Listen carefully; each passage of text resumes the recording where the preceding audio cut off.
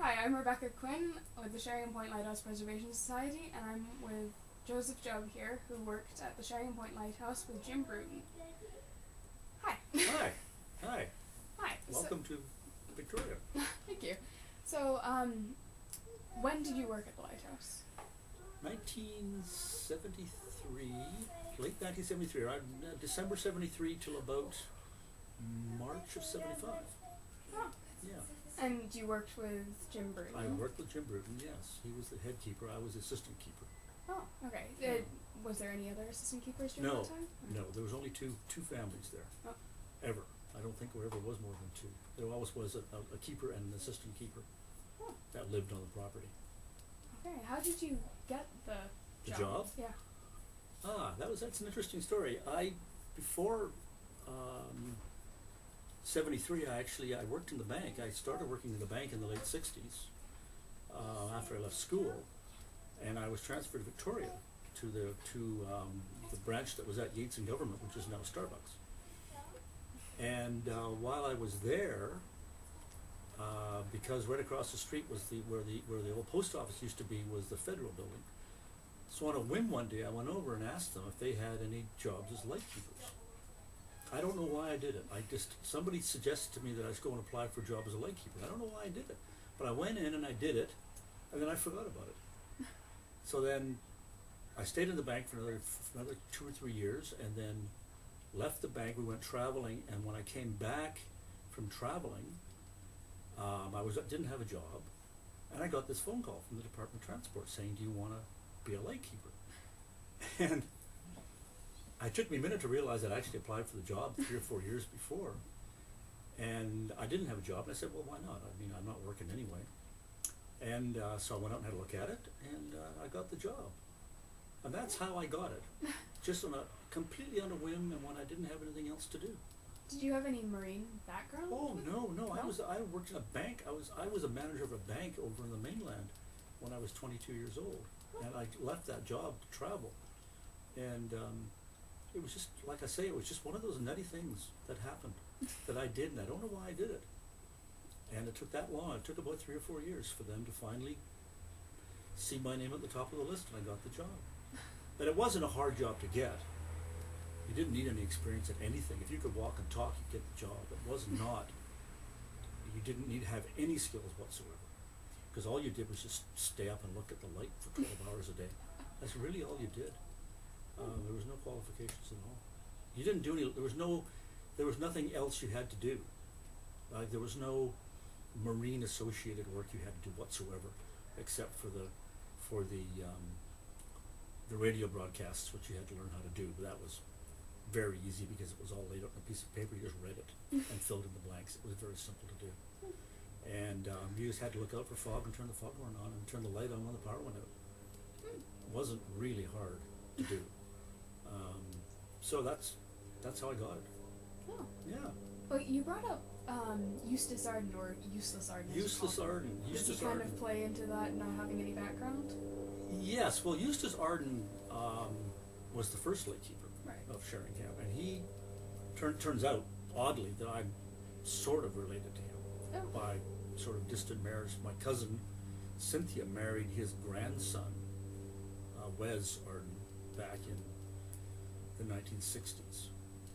I mean, I didn't know for years after that there was any relationship, and when we found that out, it was kind of ironic, that Eustace Arden had been the first light keeper, and his wife, who was an invalid in the house, who was in a wheelchair, who used to have this little bell that she rang when she wanted people to help her.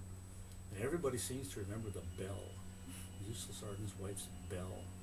And later on, the place became haunted, apparently, and people could hear the little bell tingling. Oh. Yeah. That's the first instance I've heard of her haunting a lighthouse. I've heard other people haunting. Yeah, no, it was her. And my wife swears that she saw him. Her, rather. Saw really? Mrs. Arden, yeah. Upstairs in the house. Oh. Ilani Bruton, Jim Bruton's daughter, said that she saw Fred Mountain, who was the lightkeeper before Jim Bruton. Fred Mountain? Who died at the station. She said he haunts the place as well.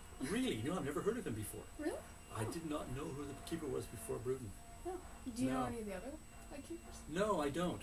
You know, I honestly don't. I knew that Bruton was a career lightkeeper. He had done a lot Yeah. before he got there, and that was kind of where he retired from. But really, honestly, other than Eustace Arden, I never really knew any of the other ones at all. I knew the fellow that was there just before me. We knew Chris briefly, because we kind of overlapped a bit, and he kind of showed us the ropes a bit. Oh. But the interesting thing about Chris was he built a boat there. He built a ferroconcrete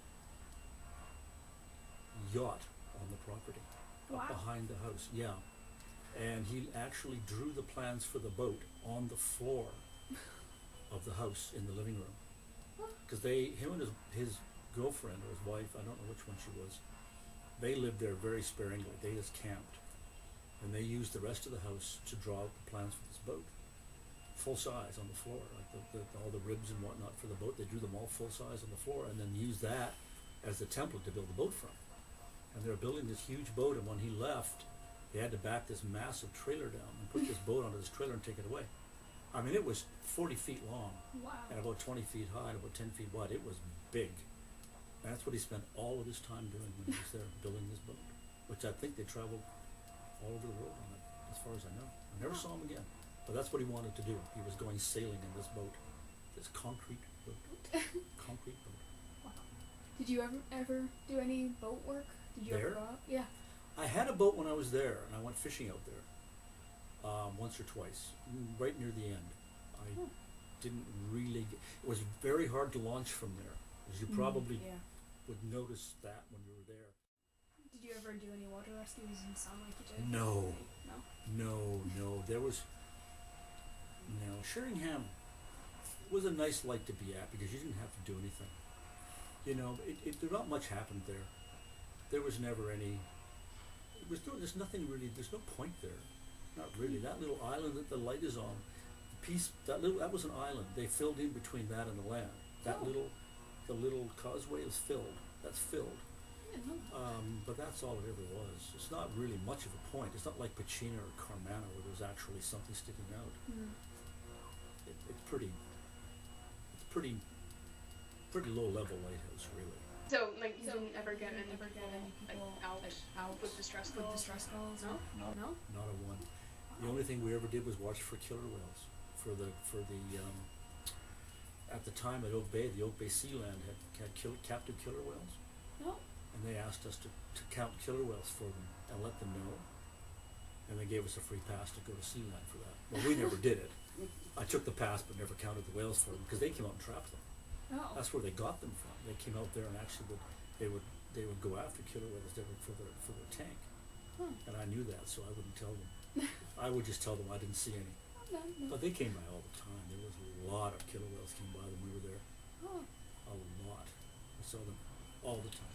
Well, do you have any special stories? Like, you Oh, didn't have Sheringham? rescues. Yeah, I have quite a few actually. I don't know where to start.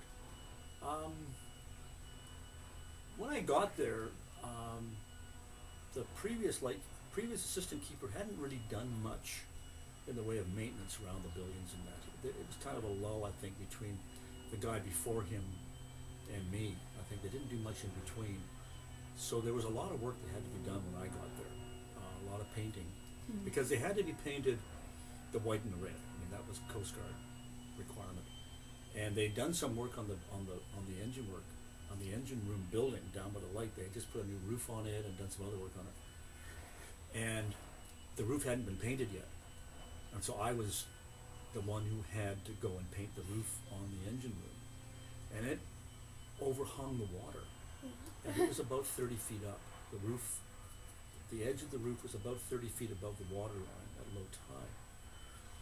And so I was given a spray gun at the end of a long hose, and I tied a rope around my waist, and Jim tied me off at the other side, and I had to walk down the outside slope of the roof because it sloped down on the far side, away from the light.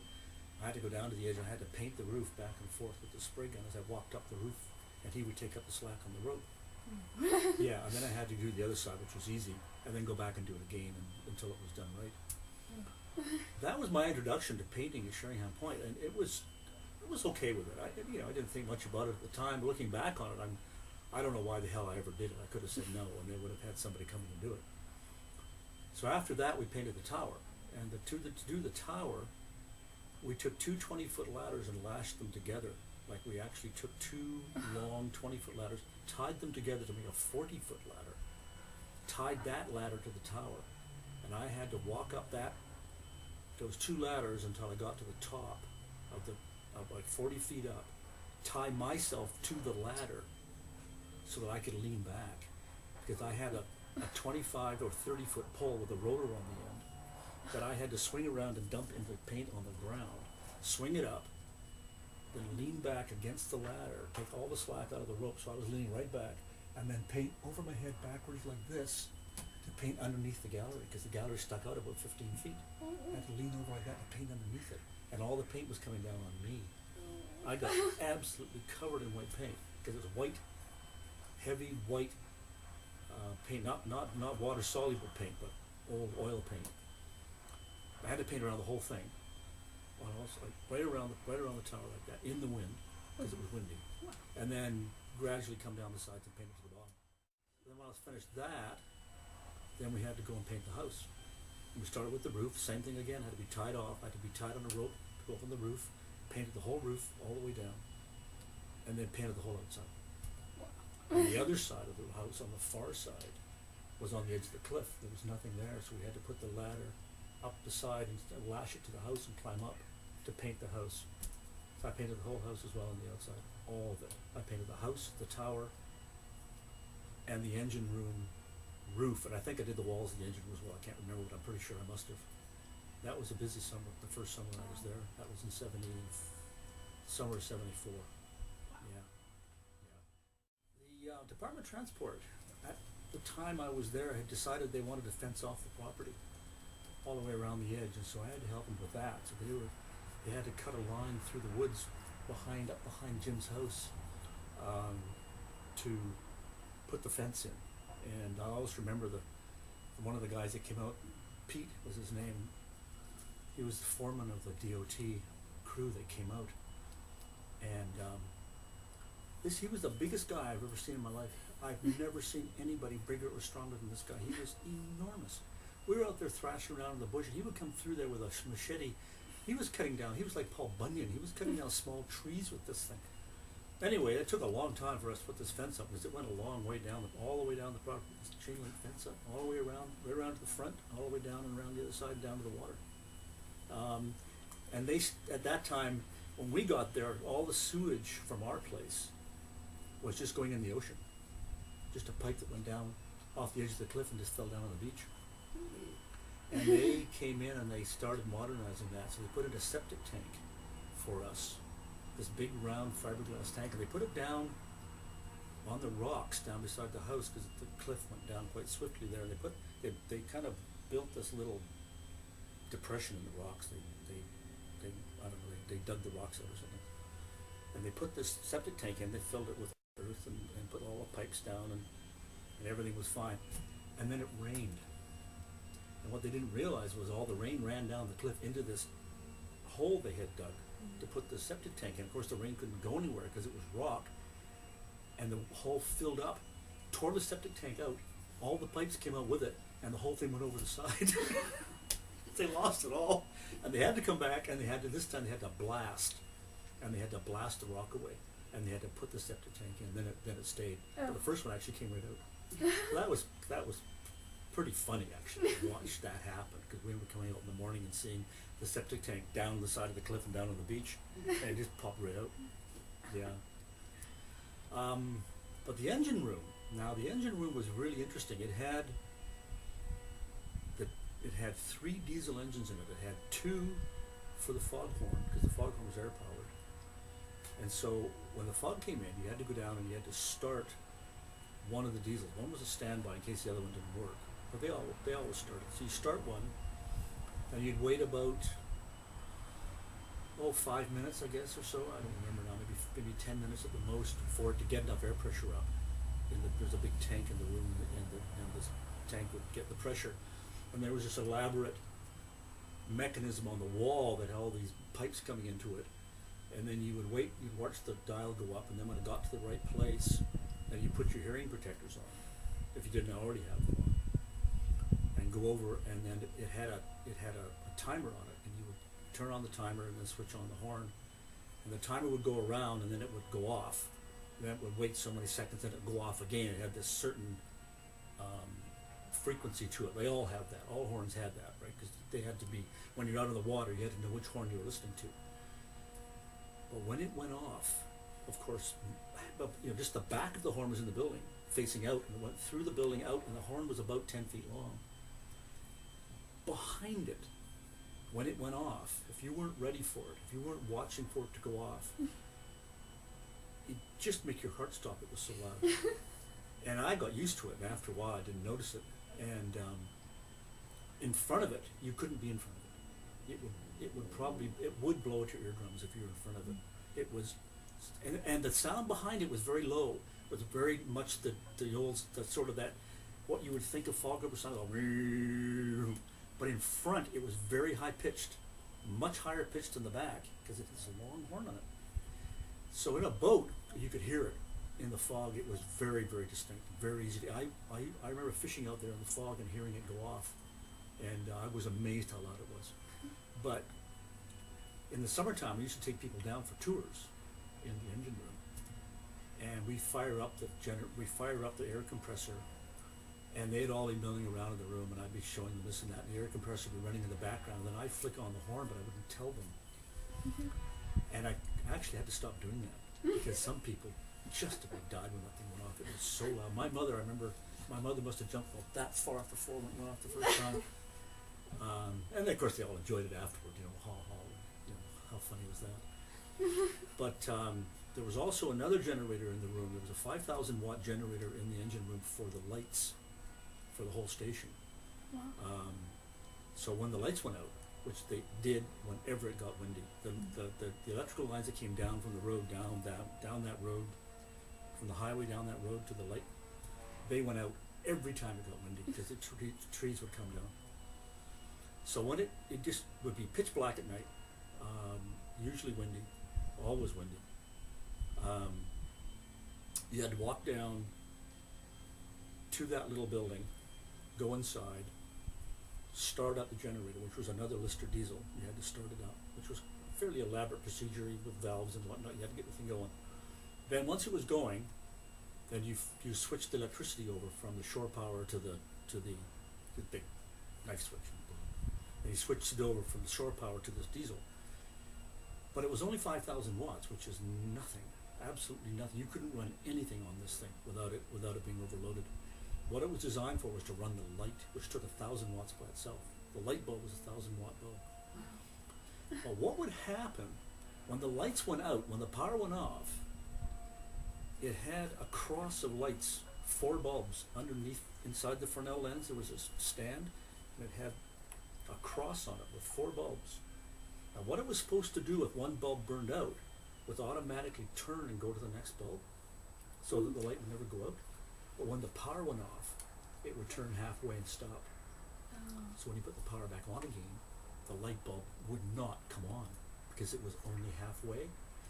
So you got the generator going, then you have to go out into the tower, walk up the staircase in the dark with a flashlight, up into the top, and then you went underneath the lens, and there was a ladder that went up underneath the lens. You climbed up the ladder, up inside the lens, you reached up, and you had to grab the 4 light bulbs and turn it with your hand.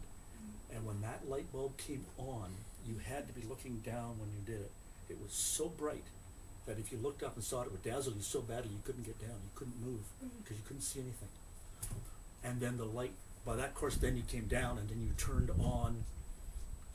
off the power to the big table that turned the lens around. And then you would turn the light on, come down, turn that back on again, and the lens would turn around. Wow. And that was exciting. I remember one night going out there when it was blowing so bad that the little isthmus between the house and the light, there was a rope on stanchions that went across there to hang on to, and you had to put it in the crook of your arm going across, because it would literally blowing me so hard. I felt my feet starting to get blown away, because it was blowing right down the coast. And going up and turning that thing on again, and then basically going back up to the house and not being able to turn anything on except maybe one light bulb. That was it, because there was no power left. You had 4,000 watts, you couldn't do anything. And it didn't, you didn't know how long it was going to last. I mean, it could have lasted for 10 minutes, could have lasted for a day or two. You didn't know. And so you just basically sat around in the house with like 1 or 2 light bulbs on. You couldn't cook anything. They turned the fridge was off, the freezer was off, everything was turned off. You had to turn everything off. And just wait until the power came back on again. Wow. Yeah, it was interesting. Yeah. That was probably the hardest part of the job, was going up into that light. The whole Fresnel lens assembly, which was huge, it was really hard to describe how big that damn thing was. It was 6 or 7 feet high, maybe 6 feet in diameter, and it was sitting on this big pad, big steel pad, and this big steel pad was sitting in a tank about that high, and it was filled with mercury right to the top, and it sat on the mercury, and this had this little 1-horse motor on the edge that ran and just turned this thing around in the mercury. It just floated there, and it was held in position so it didn't move around, and just floated in the mercury, turned around, and the mercury would evaporate, because the mercury evaporates, and we had these vials of mercury down in the light, down in storage, these quart bottles of mercury that you had to carry up to the top and dump it in to fill it back up again. And in the summertime, the mercury would evaporate quite quickly, and you had to keep filling it up. And you're working up in there. I had to clean the lens. One of the jobs was cleaning off the prisms on the lens to keep it clean, because it got salt on it. And you'd be up there for hour after hour after hour in the sunlight. In the summertime, you have to block the light off. You have to close the windows because it got too hot, and then clean the lens off. And I didn't know that it was dangerous, breathing those mercury fumes all that time. And it was years later that I actually went back to the Coast Guard and asked them that question about it. And they said, no, there's no danger. You didn't absorb enough of it to be a problem. But I often wonder, because we never wore respirators, and we should have, and we never did. But I always remember that. It was, I don't know how much mercury was in there, 20, 30, 40, 50 gallons of it maybe. It was, like I said, it was that deep, and it was 6 or 7 feet in diameter. It was huge. Yeah. That was the light. It was fun. When the power went off, there was a lot to do, briefly. A lot to do. You had to do that. The light always had to be turned back on again. It never, ever worked. The whole time I was there, I don't think I ever saw it once ever actually go to the next bulb. It was defective. It never worked. It pissed me off. I used to complain about it. It never got fixed. Because I hated doing that. I hated it. And it happened a lot. So we worked 12-hour shifts. We worked from noon till midnight, and then the other person came on. And then every 2 weeks we would switch. So every 2 weeks you got either 1 day off, or you worked for 24 hours. And it was 7 days a week. You never got off. And after we'd been there, I guess late 74, we started leaving the station every day when it was time for us to go. Like if we got off at noon, we would leave. Because it just got that there was nothing to do. I mean, we had done everything. There wasn't much more to do. We just sort of sat around. And so we started the bookstore in Sioux. We built the bookstore. We didn't build the building, but we actually I built all the shelves and all the desks and everything at the light station, took them all into town, and we started the bookstore in Sioux, the Lighthouse Books. And then we moved it. We started it, the building, we put it in, got sold to somebody else, and then we had to move it again. We had to move it to the whole store, to move it to another building.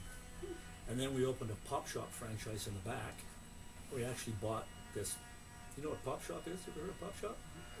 It's home built. It's home bottled pop. It was actually bottled in Victoria, so we had to come into Victoria and pick it up, and then take it out there, take it back to Souk, and then we had it in the back of the bookstore, and we sold it in the bookstore in the back. We sold books in the front and pop in the back. That's so neat. It was kind of fun. Paid the rent. Paid the rent.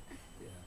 So I left in early 75, and we moved into Souk, and then I got a job working at William Head Prison, and I worked there for 2 years as a financial assistant to the financial director, because I had this financial experience that I worked in the bank.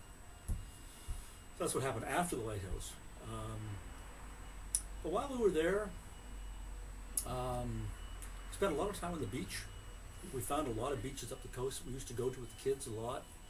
We found a lot of lumber that came off of boats in storms that got washed in. We got a lot of lumber that way. I remember carrying a lot of lumber back and stacking it up at the lighthouse. And I used to make, I think I made picnic tables for everybody.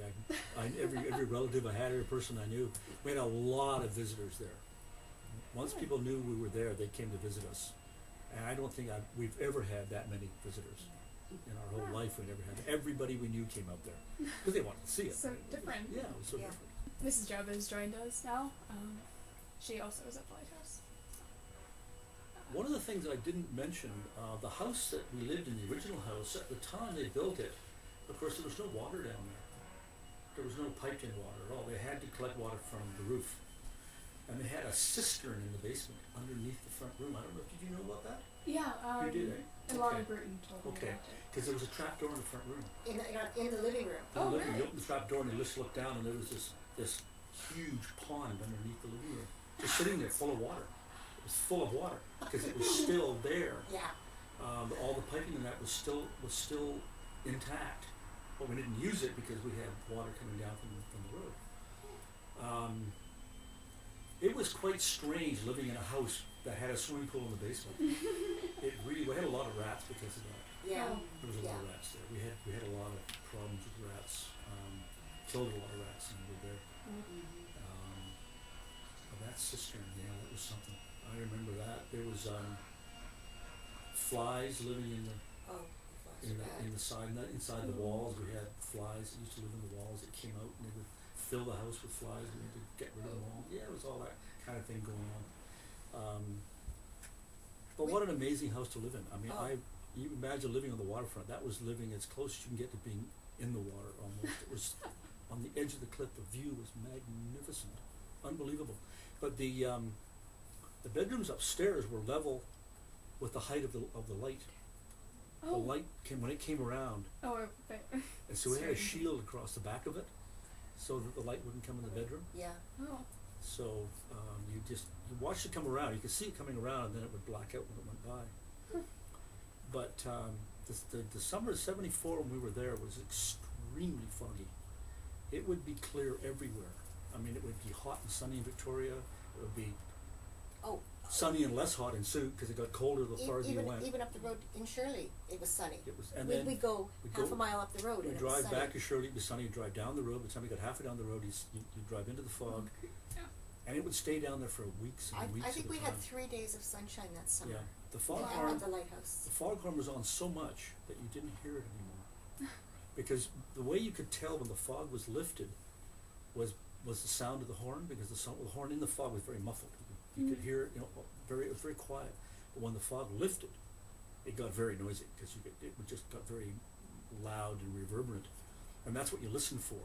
When you were working around the place or you're inside the house, you would listen for the change of the note. But after a couple of weeks of it being on, you didn't even hear it anymore. And sometimes you let it run for a long time before you went, oh my God, there's no more fog. And you go out and you have to turn it off. Yeah, I did that a few times. It was very foggy that winter, I remember. Very, very foggy. Did you talk about the boats going by and the fact that they used to call when a Liberian freighter or something was coming out? So you'd watch it going past and then you'd radio in to say it's gone by. Remember that? I don't remember that at all.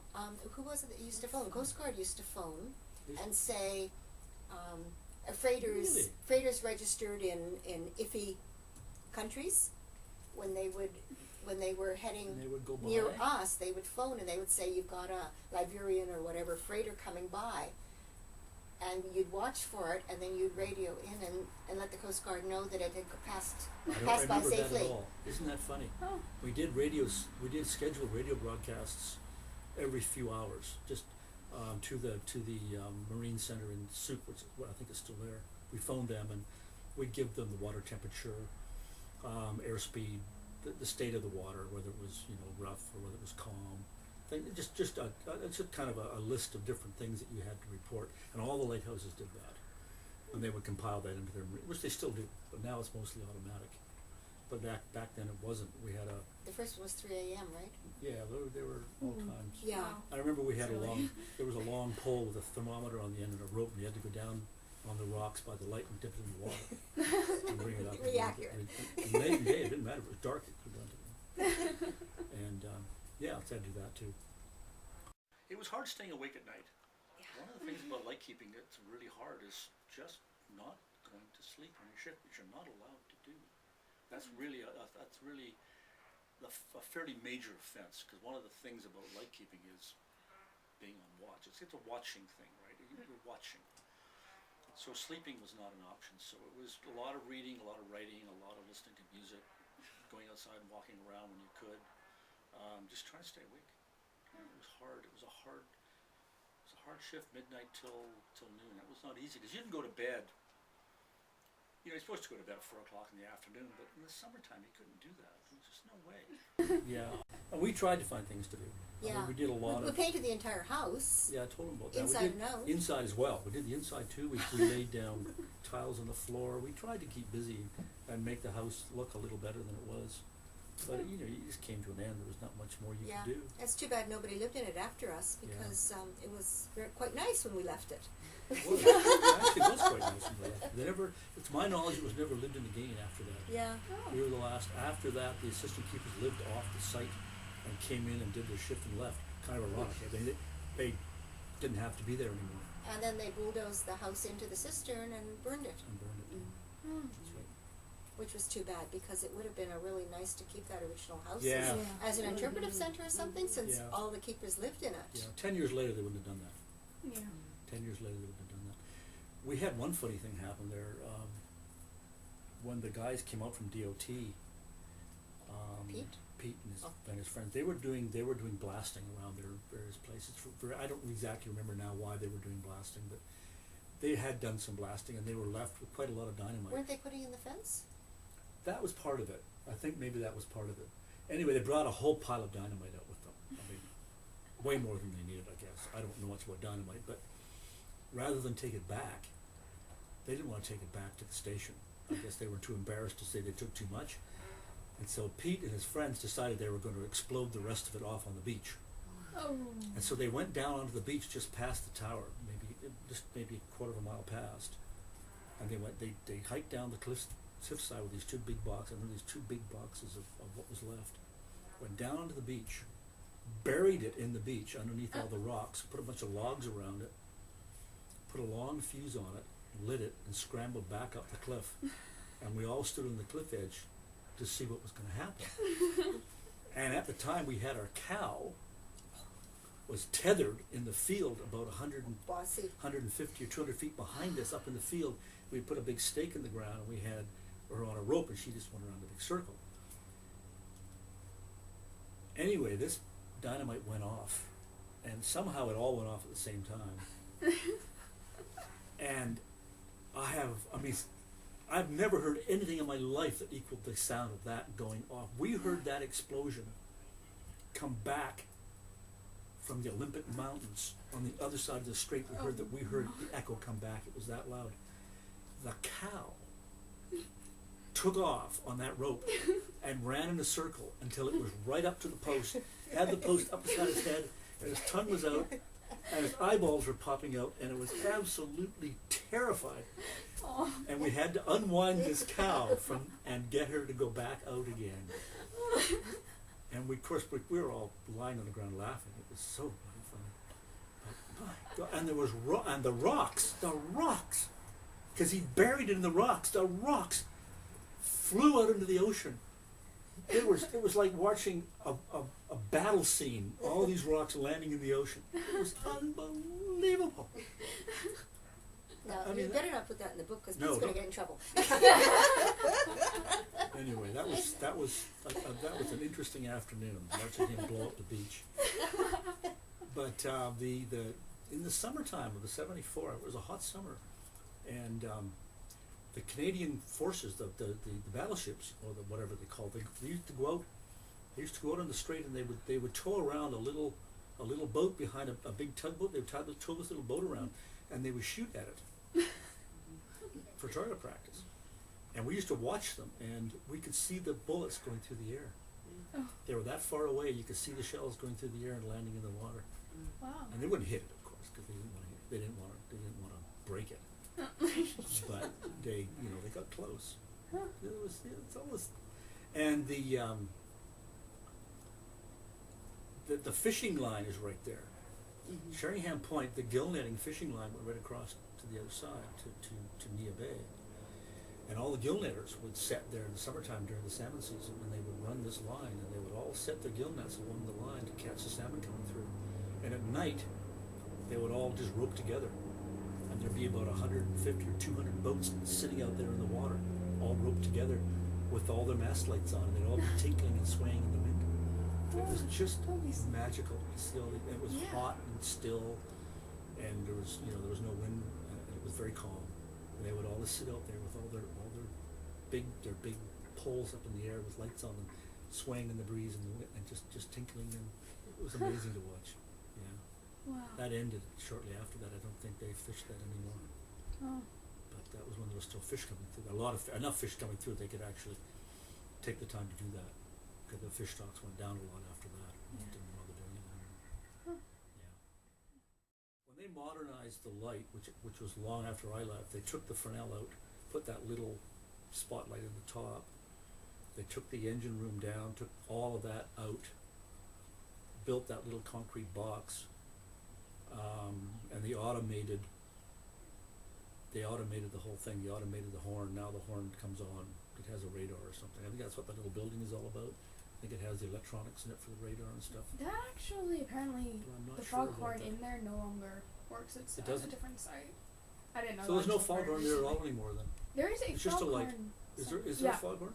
Oh, It's I don't think there. I think there might be. There's like a little horn that you can see coming out of the. a horrible little thing. It sounded terrible. I remember thinking, what a awful little horn compared to the beautiful big air powered horn they had there before. But Yeah. I don't think that one's. yeah. We had to fix the air horn. I remember that. The actual horn itself there, we had to fix that one time. We had to take it all apart and fix it. It was a big diaphragm inside. I remember it was a big air powered diaphragm that vibrated, that made the noise. We were taking the whole back of it off and fixing it, putting a new diaphragm in it. I don't remember now exactly, but I remember we took it all apart. That was fascinating. It was big. It was like this big around. It was quite large. Hmm. But yeah, hold on. Have you been up in the tower? No, it's all locked Is up. it all locked up? No, that's too bad, because It's- there's this, you can walk up and go inside and stand on the gallery. We had the Swiftsure come by in '74 when we were there. Usually the Swiftsure stayed on the other side when it came out from Victoria and went out, goes up to, at the time it was a Swiftsure Light, the boat, and then came around and came back. All the wind traditionally or usually is on the other side of the strait, on the Nia Bay side. The year we were there, it wasn't, it was on this side. And when they were coming back, they all came back down, all right in front of the light. They came by so close to the land you could have reached out and shaken hands with them. And it was a powerful wind blowing coming down the strait, and they were all coming down. They came by the light with all their spinnakers out, coming by, Oh. and full out, flat out as fast as they could go. And I remember one of them came by and his spinnaker blew out coming by, and it sounded like a gunshot going off, like a cannon going off. It was so loud. This thing just blew right up, just exploded. Oh. And we had to reel it in, put a new one out. That was exciting. We sat up in the gallery on the light, sat up with a bunch of our friends, just watched them go by for about 2 hours, just coming by. I've got pictures of them coming by. Huh. It was quite rare, actually. I found out later that didn't happen very often. Most of the time they were out of sight on the other side of the street. Oh. And then they came across at the end. Yeah. There's a lighthouse across the strait at Nia Bay on the point of land there, I guess, whatever it is. And it was right on the horizon, because it was about 22, 23 miles away. Just the curve of the earth would hide it. And the little staircase coming up from the light to the house You couldn't see it at all at the light. When you were down at the light, standing down on the rocks by the light, you couldn't see. You could see the glare of the lighthouse in the sky above it. If there was clouds, you could see the glare of it in the light in the clouds above it. You couldn't see the light. You'd walk up the staircase, and you could go up one step, and you could see the light. Go down one step, you couldn't see it. It was right, absolutely on the cusp of that light. You could stand there and see this the glow. Go up one step, and you could see the light going around. Go down one step, all you could see was the glow. I used to stand out there at night and just watch it go up and down that one step. It was fascinating. Never seen the lighthouse. I've never been to Nia Bay, but that's where it was. Yeah. Our sister light. I guess Sheringham's sister light. Yeah. On the other side, in the middle of nowhere. The Nia Bay still's in the middle of nowhere. Yeah, it sure is. Kids had a great time there. Our kids loved it. They loved it. Yeah. Our kids loved it there. Our oldest son was 5 and our youngest was 4. He started kindergarten when we were there at John Muir. Started kindergarten. It was a fun thing to do for 2 years. Yeah, A year and a great. half. What a year and a half. it was great for that It time. was, I would have stayed longer. Yeah, we would have. We would have definitely stayed I longer. would have stayed longer. Maybe another year or so. I don't know if we would have taken a transfer to an isolated station though. No, I would have left anyway, but I would have Because stayed then we longer. would have had 2 in school. Just one final one before we end. The cow got away. The cow. Jim and I bought the cow together.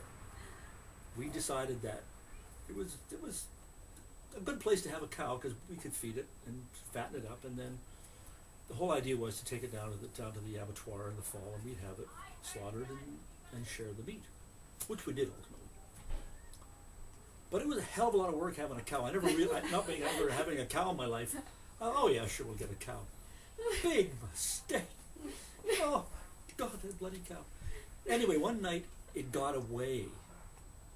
It broke loose from its moorings, Yeah, did that a few times actually. and it ran up that road, the road that went up to the highway. It ran all the way up the road, right back to where it had come from, because it had come from a farm right across where you turned off to go to Sheringham. Right across the road was a farm, and we bought the cow from him, and I guess it went home. And we used to get, it did, because we used to get phone calls from people saying, your cow's in our garden, and come and get your GD cow, right? So we'd go up and get the cow, or Jim would go get the cow. Well, this one night, we got the phone call, your cow is... Don Mitchell phoned and said, the cow's eating our cow. geraniums. So I went up, and it was a full-grown cow. I mean, it wasn't a little, it was a big steer, it was a steer, I think. I don't know what it was. Anyway, it wasn't a milk cow. So I had to go up and get it and bring it back down to the light in the dark, about 11 o'clock at night. And I thought I'd just walk it down the road. And Bossy got scared and took off through the bush with me hanging onto the rope. And I didn't dare let go of her. And she ran down the hill. She ran back to the light through the bush at night with me hanging on the rope behind her. And we got back down there in one piece, and I don't know how, we couldn't see a thing. And one, we both didn't die. She just picked her way through those trees and got all the way back with me behind her, hanging on for dear life, running behind her, staying right behind her, because I knew that I got off to the side, I was dead. Got her down there, and she was so exhausted when we got back that she just about collapsed. She was just, you know how a horse gets when they're just... Yeah. And we took her over and tied her up. But when we finally took her down at the end of this, poor old Bossy, we got quite fond of her. Yeah. Anyway, we took her to the abattoir, and she was like a deer. That cow was so lean. We had never fed her any grain. She only fed, only ate grass, and that was a big mistake. We talked about that. Later, And, yeah. Jim didn't think we should put more money into it, so just feed it grass. So we should have fed her grain and got her fattened up, right? Got her marked and marbled up. We never did. So the meat was beautiful, but it was so lean we could barely eat it. It was just, you couldn't cook it without putting fat in it because it had no fat in it. Well, I guess that's it. If you got any more questions, I can't think of anything else without repeating myself if I haven't already. well, thank you for your time. Oh, no worries. This is great. I'm glad that we did this.